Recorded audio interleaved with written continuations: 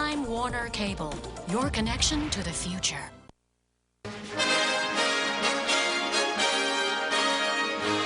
From NBC News World Headquarters in New York, this is NBC Nightly News with Lester Holt. Good evening. We begin this West Coast edition of the broadcast tonight. Our eyes are on two major unfolding stories. First, near Los Angeles, a tragedy that has grown worse all day. The death toll from yesterday's collision between a freight and commuter train has risen dramatically, making it the nation's worst rail disaster in a dozen years. We'll go live to the scene shortly. And in Texas tonight, a major search and rescue operation is underway for those stranded in high water areas in the wake of Hurricane Ike. The storm blew ashore this morning near Galveston, somewhat weaker than expected, but nonetheless has caused extensive flooding and damage in the Houston-Galveston area. We've got correspondents stationed along the path of Ike's landfall, and we'll begin in Galveston now with NBC's Janet Shamley. And Janet, good evening. Hello, Lester. Well, it's much calmer here tonight, but this storm has brought much of Texas to its knees. This evening, there are millions of people without the essentials, electricity and running water, while here in Galveston, many others have homes that are full of water. The morning after.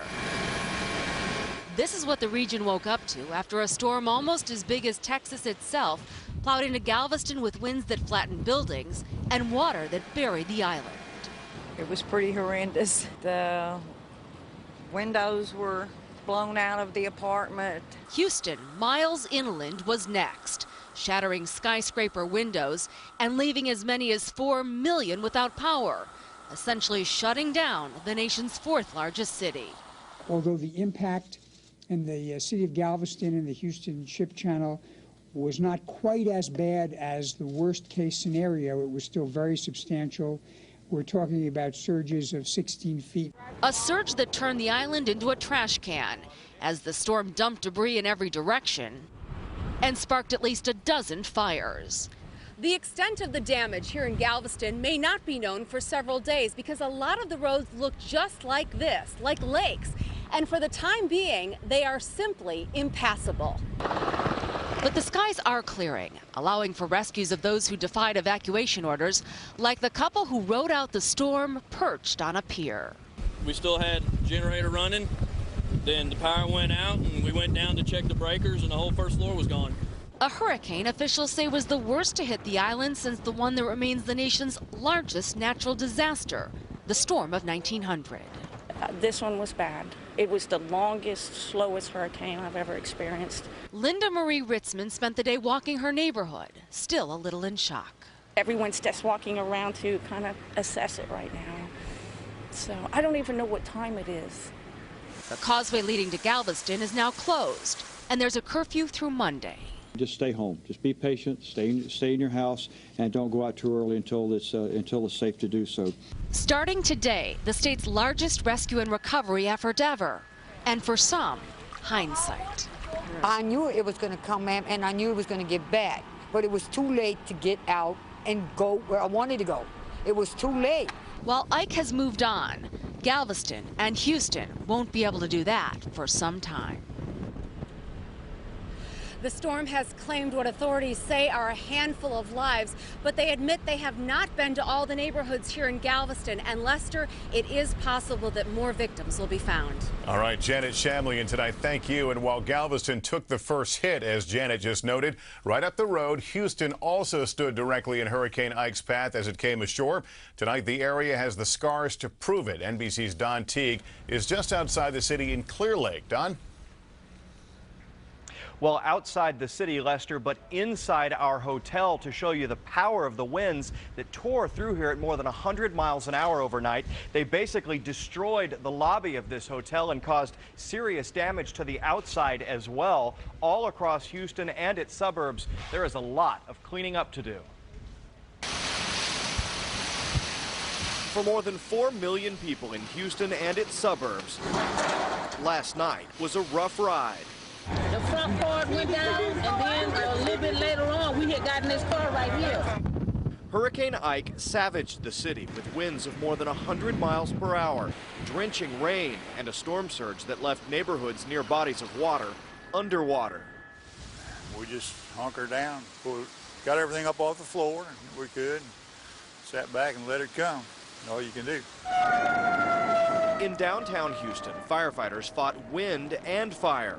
The historic Brennan's restaurant burned to the ground. 3 people seeking shelter inside suffered critical burns. Once gleaming skyscrapers were no match for the wind, which shattered windows, dropping glass hundreds of feet to the street below. And for a time, Interstate 10, the city's major freeway, was underwater. Throughout the region, wind and trees knocked down power lines, turning off electricity for millions. Many could be without power for weeks. There are thousands of CenterPoint employees, and they have been making plans for the last several days of getting the power back up. But despite widespread damage, stuff flew everywhere. God. Many here feel they dodged a bullet. I'm lucky and blessed, yep. Oh yeah, because it could have fell that way, and yeah, the house would have been tore up. The storm surge wasn't as high as predicted. Despite hundreds or even thousands of homes flooding, many who expected water didn't get it. Oh, we got really lucky. We got lucky. I mean, extremely lucky. It will be some time before officials can assess all of the damage caused by Hurricane Ike in Houston, but it's already clear the cost will be billions after the worst storm to hit this city in decades. And the mayor of Houston says it's a national priority to get power restored to the millions here who don't have power and may not for several weeks. He is asking the federal government for help in that effort. Lester? All right, NBC's Don Teague in the Houston area for us tonight. Now a tropical storm, Ike, is moving out of Texas at this hour, but stands to be a potent weather maker for a good part of the country in the days to come. NBC Weather Plus meteorologist Jeff Ranieri is in Surfside Beach, Texas now with the latest. Jeff? Well, good evening to you, Lester. While Galveston has a seawall for protection here to the south of where the storm made landfall, there was nothing to shield residents from that 7 to 10-foot storm surge and winds that topped 90 miles per hour. Look at this home back behind us here that was destroyed as that storm surge actually rocked this house right off of its foundation and floated it here some several hundred feet away right into the front yard of this house back here behind us. This is one of 10 homes that has been destroyed here in Surfside, and of course with crews out here now, that number likely to go up. Now what we are also seeing on the rise tonight, of course, is our flooding concern. While the storm has made landfall, Ike is still maintaining some strength, winds at 40 miles per hour, clipping along to the north at about 20 miles per hour. And what we're watching is Ike is going to join up with a cold front in the Midwest, and what that's going to do is produce rainfall, and a lot of it. Flooding concerns are major. Flood watches and warnings out. We could see anywhere between 4 to 6 inches of rainfall all the way up into the Great Lakes. So everyone up there needs to be on alert for this remnant low that once was Ike that could be wreaking havoc throughout the Midwest. And right now here in Surfside Beach, Lester, there are no reports of any injuries or any deaths. So the evacuations, the mandatory ones that were put in place, seem to work just as planned, despite, of course, this devastation back here behind us. You can only imagine what would have happened if people tried to ride out this storm in 7 to 10 feet of water. Jeff Ranieri. Jeff, thanks very much. We want to pivot now to our other big story of the night, and that is that deadly train collision in Chatsworth, California, just outside Los Angeles. Dozens have been killed, 134 injured when a passenger train was struck head-on by a freight train. NBC's John Larson has been following the search and rescue and joins us with the latest on a very grim day out there. John? Really is, Lester, such a horrific accident here in Chatsworth. For the past 25 hours now, workers have been trying to free those trapped inside the wreckage and sadly to recover and begin counting the dead. First responders to Friday's collision between a freight train and a Metrolink commuter train thought it would be bad, but soon discovered it was even worse. You can actually see the Metrolink engine that is actually pushed inside of the passenger vehicle, the passenger car. First, there was a fire to douse, and then dozens of injured screaming for help. I glanced over at the window and saw a freight train coming at us. Before I could do anything, we just hit and I flew forward. Steve Lindell had been riding the train to a job interview. I just closed my eyes, I took a face shot to the chair and just blacked out for a minute. Everyone was just bleeding from their face and their nose, and yelling that people are dead. Then, rescuers cut through the train, and inside were the trapped, the dead, and dying. You can see them actually making entry into the car right now, looking for survivors or anybody that might need help. One of the dead, an LA police officer heading home from work. Another, one of my uncles is really injured, and my other uncle, he didn't make this. As rescuers worked through the night, cutting through the twisted mess, the death toll rose. 6 dead, then 12, then 18. The governor arrived this morning. It's a very, very tragic situation. It's one of the worst train accidents in the modern history in California. And it would get worse. One rescuer told us the scene inside the car was so awful, even veterans were being replaced every 90 minutes. But we do continue to remove victims, and as you can imagine with the wreckage, it's been very, very difficult work. But the firefighters and police officers have just done a great job. Very proud of them. How had it happened? At this moment, we must acknowledge that it was a Metrolink engineer that made the error that caused yesterday's accident. The engineer driving the commuter train had missed a red light, a series of signals, and is presumed dead. And even as the cranes eventually lifted the engine and car off the track, the sad count continued. So many dead. Most had been happily heading home for the weekend. You're looking at a live picture now. You can see now that the engine has been removed from this scene, you can see how it crushed and scoured the inside of the passenger cabin.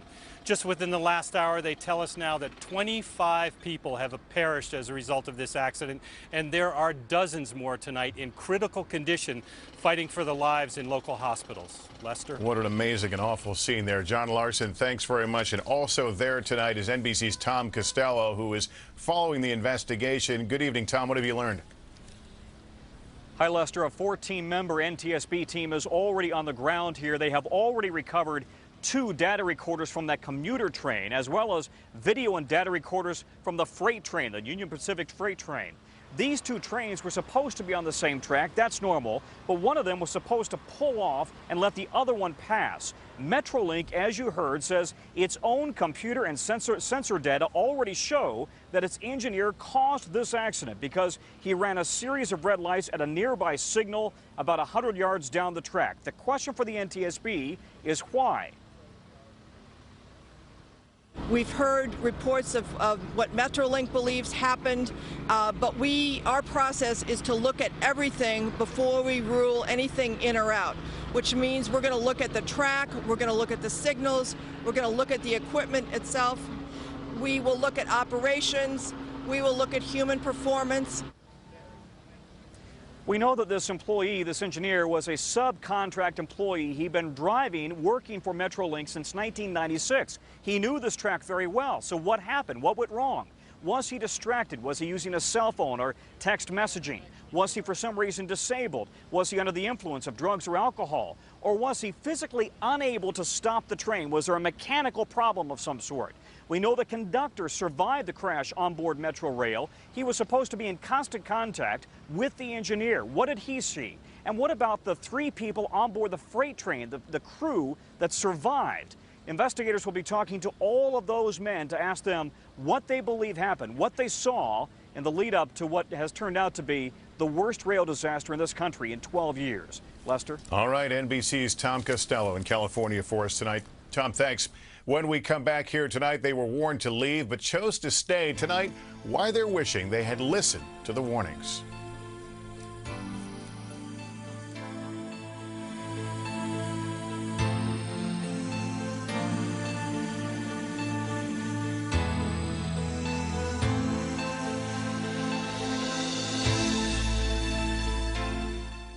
NBC Wednesdays are about family. I don't want to look back 20 years from now and regret that I wasn't around when my daughter needed me.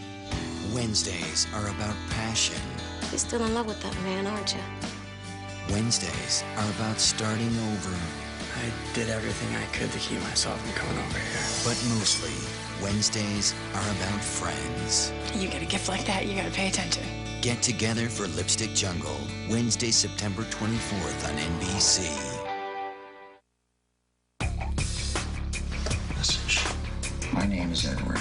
By now, you have forgotten spoken all about me, but you need to listen very carefully to what I have to say. Your life depends on it. This is Henry. Daddy's home! This is Edward. On Monday, October 13th. I don't know any Edward. Who is Edward? He is you. Take the shot. One man will discover he's living two very different lives. You brainwashed me? A split personality. I didn't volunteer. No, you didn't. But Edward did. What's going on? What are we in Russia? Somebody's gonna get hurt. Christian Slater. I just want my life back. It was never yours to begin with. Get out of there now! Afternoon, Henry. How'd you know I wasn't Edward? Different vibe, man. My Own Worst Enemy, Monday, October 13th on NBC. Last year, 10 couples made a resolution, and for the first time, a woman became the biggest loser. How you doing? NBC Tuesday. Husbands and wives, parents and kids come together to lose weight. Give me your hand. As a family. What a fantastic journey to be able to do this together. More than I could have imagined. The Biggest Loser, Families, premieres Tuesday, 8/7 Central on NBC. This week, on TV's #1 competition, it's down to the top 10. I had fun and I practiced hard. Let the race to the grand finale begin. Terrific. Wednesday, the best of the best put their dreams to the test. I love you. You're brilliant. And on Thursday, only 5 will survive. You're going straight to the top. America's Got Talent, Wednesday and Thursday. This is exactly what television ought to be! On NBC. Live pictures of the damage from Hurricane Ike along the coast of Texas tonight. This hurricane came right across one of the most densely populated sections along the Texas Gulf Shore, full of small coastal communities. Tonight, many of them have been devastated. NBC's Kerry Sanders joins us from one of them, the town of Orangefield. Hello, Kerry. Well, right here in Orange County, Lester, they've had rescues all day. In some cases, the water is still 9 feet deep. Homes are underwater, and we climbed on board one of the rescue boats that was out searching for people. As we climbed on board, we came across some victims who are wading out with life preservers on. They have one heck of a survivor's tale. What's it been like here? Something I've never experienced before. What did you go through? Just about 1 o'clock in the morning, water just started rushing in our house. It was about 8 feet deep. We went up to the attic, and it was hot up there. We couldn't handle it anymore. The water got rough. Water was about to come over the windows in the house. It was just bad.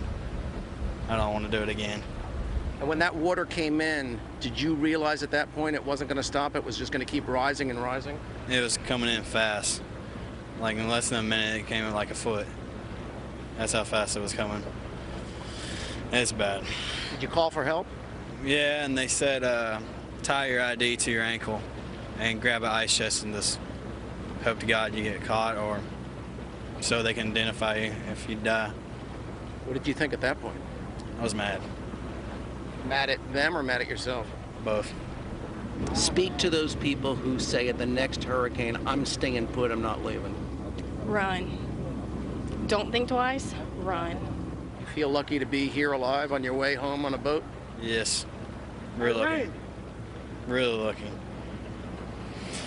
I know next time when they say evacuate, I will.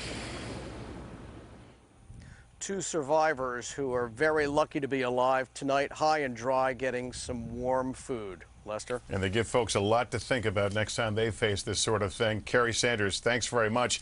When we come back, Ike's impact at the gas pump. Since before you were even born, I was finding these people and locking them away so they couldn't hurt anybody. Because they will kill, and they will terrorize, and they will cause unimaginable destruction to the world. They're villains, Claire. Welcome to Level 5. All of us with these powers. But we know we're not alone. Where evil resides. Let's just say they could destroy us all. Where'd they go? Escaped. And you need to be strong for what's to come. Something could go wrong. It changes everything. Good will battle evil. Some people are just evil. That's their nature. This is God's plan. Choose a side. Sorry, Peter. I always loved you. The hero's premiere event. The 9-month wait is finally over. Monday, September 22nd on NBC. My daughter, she's overweight, and I know it's because of me. It's because of both of us. NBC Tuesday. Families come together to transform their lives. He can die if he doesn't take off the weight. You can get better. I'm not gonna quit. No, you're not gonna quit. You're gonna go home and you're gonna help that little daughter of yours. The Biggest Loser, Families, premieres Tuesday, 8/7 Central on NBC. Fridays this fall. 3 people chosen at random? Except nothing is random. And why is that? Because everything is connected. Oh, here we go. The show called Life returns. Who are you people? Detectives. He said he'd done time. Trippy, huh? Television's most fascinating detective. It's not who they were, it's where they were. Solving the most unusual cases. He's Frozen solid. Maybe they can bring him back. The show called Life returns Fridays this fall on NBC. Here's an island, and on it is a man who is desperate to get to his home and the ones he loves. Gentlemen, Mr. Robinson Crusoe. You saved my life. Where you go, I go. Friday!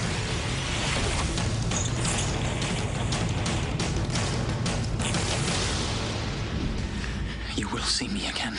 Crusoe, Friday, October 17th on NBC.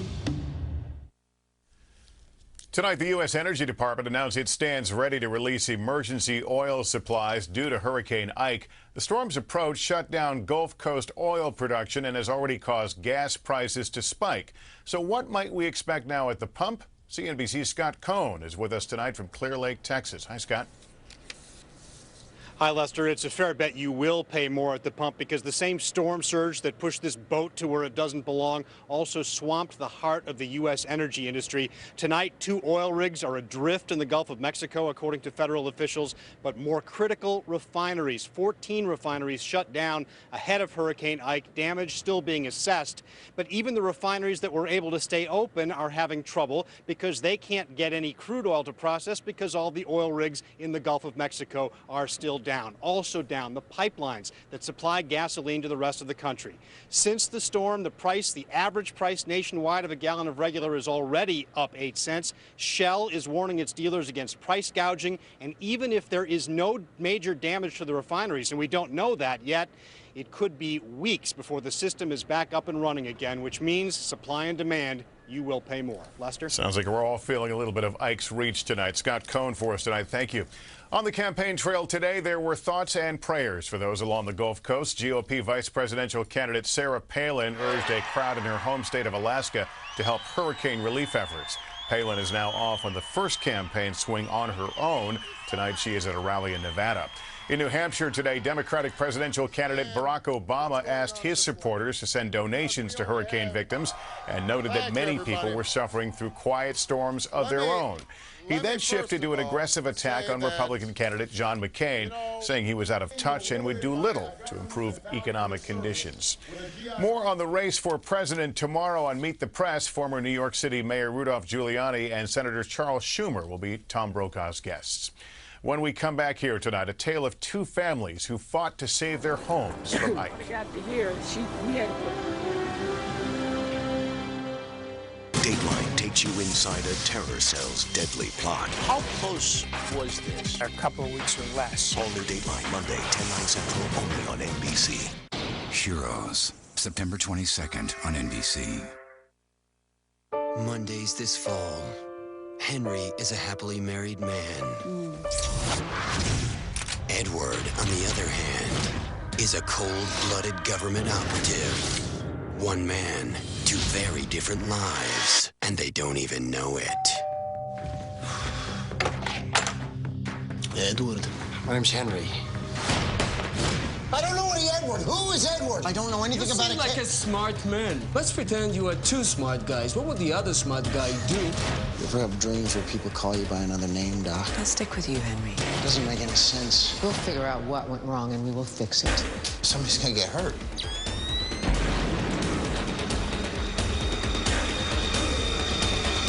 Is that you? Who else would it be? Christian Slater is Henry. Christian Slater is Edward. My Own Worst Enemy premieres Monday, October 13th on NBC.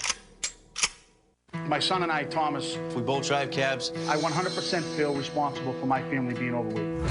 Tuesday, The Biggest Loser is back. We got a lot of work to do. Your kid is 23 years old. I gotta fix what I did. And this time, they'll do it as a family. You can do this. I'm not like Tom. Yes, you are. You're his dad. Wouldn't rather be here with anybody else. Biggest Loser, Families. Premieres Tuesday, 8/7 Central on NBC. It started with ordinary people discovering extraordinary abilities. I think I can fly. I walked through fire and I didn't get burned. I'm hearing people's thoughts. Some chose to be heroes, but on September 22nd, some choose to be villains. These guys can destroy us all. I'm starting to wonder if I'm even human anymore. You need to be strong for what's to come. Heroes, Monday, September 22nd on NBC.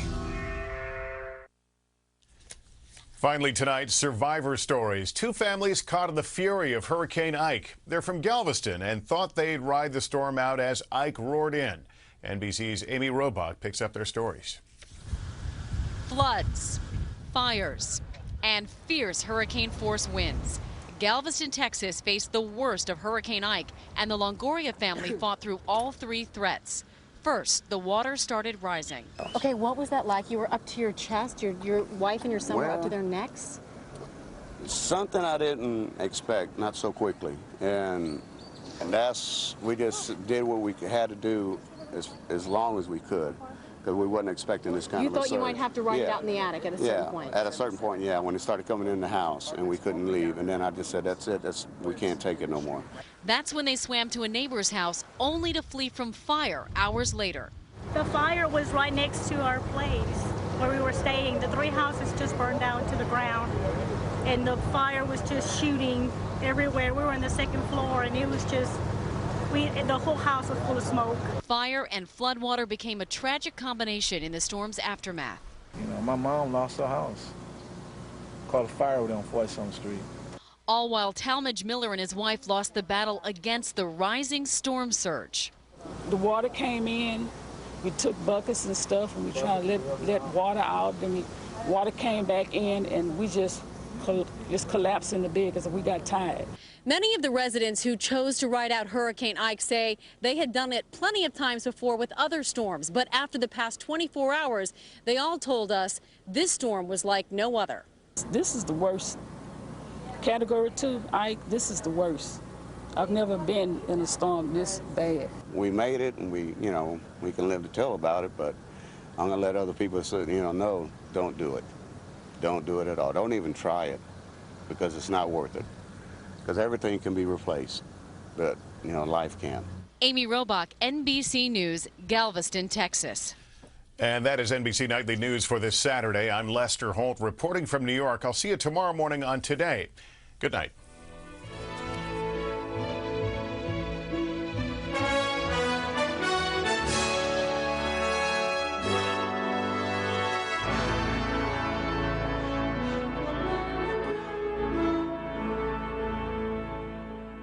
Knight Rider, the series, Wednesday, September 24th on NBC. Sunday night, Pittsburgh Steelers at the Cleveland Browns. Not only do you have to take on the Cleveland Browns, you have to take on the dog pound. Sunday night on NBC.